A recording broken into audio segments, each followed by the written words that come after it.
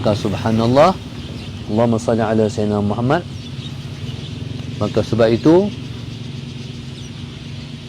memastikan kita beribadah secara istiqamah penting.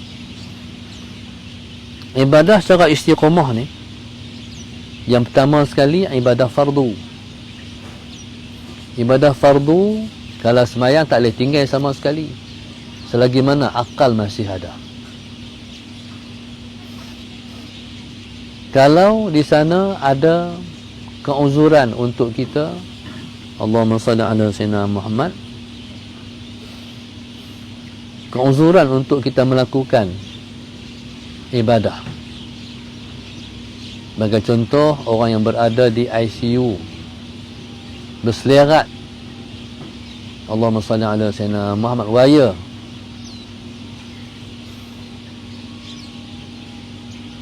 yang dikenakan kepada orang yang berada di ICU.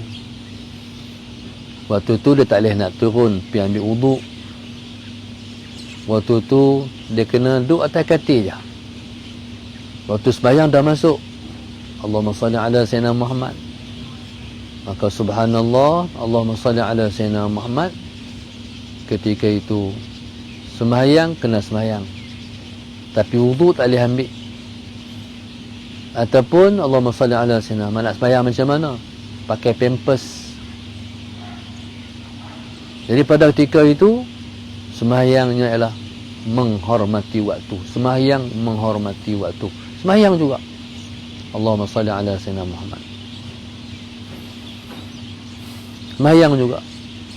Jadi sembahyang menghormati waktu ni, kita sembahyang, kita baca bacaan dalam sembahyang, mengangkat takbir seperti biasa, kita niat macam biasa, tapi kita membayangkan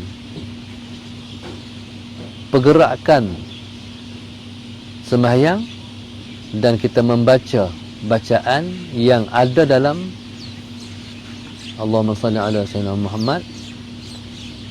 Bacaan kalau kita bayangkan qiyam, baca Fatihah.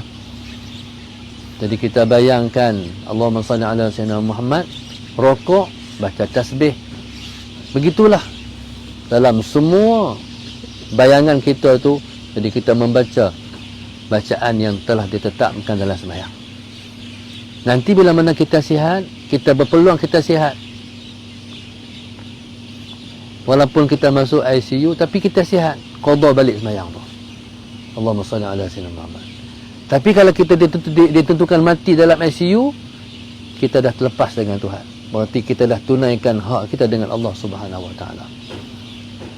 Banyak orang yang bila masuk ward, dia sakit, duduk ICU ataupun tak duduk di ICU, dia sudah tinggal sembahyang. Dia kata nantilah sihat esok qada. Tak boleh. Dosa, haram, tak lepas dengan Tuhan. Kalau kita mati, kita dikira kita berdosa.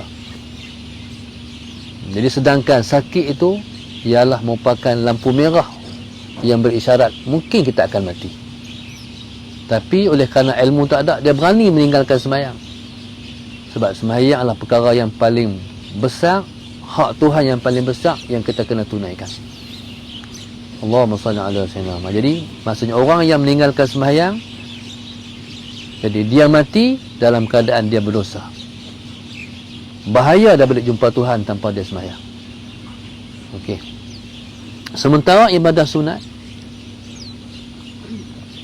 kalau kita dah biasa istiqamah buat sunat, sebelum zuhur buat, selepas zuhur buat, sebelum asar buat, sebelum maghrib buat, lepas maghrib buat, sebelum isyak buat, lepas isyak buat, sebelum subuh buat, tiba-tiba sakit. Bila mana kita sakit, Allahumma salli ala sayyidina Muhammad, Allah Subhanahu wa taala dengan rahmat dia mengekalkan pahala kepada orang yang istiqamah tadi. Walaupun dia tak buat sebab dia sakit. Sebab bila sakit kita tak mampu nak buat. Nak buat yang fardu pun kita bergagah buat. Macam mana kita nak buat yang sunat? Jadi bila-bila kita tinggalkan yang sunat, Allahumma salli ala sayyidina Muhammad, tak apa. Allah Subhanahu wa taala, innallaha la yukallifu nafsan illa wus'aha.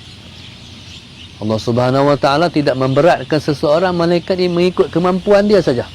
Okey, oleh kerana hang tak mampu buat cukup.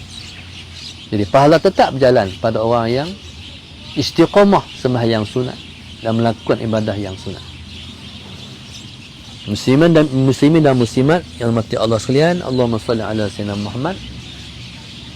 Okey. Cuma macam mana kita nak istiqamah, cara-cara kita nak beristiqamah? Yang pertama, istiqamah ni kena minta. Istiqamah ni kena minta. Kita kena minta kepada Allah untuk kita istiqamah. Sebab kita yang pertama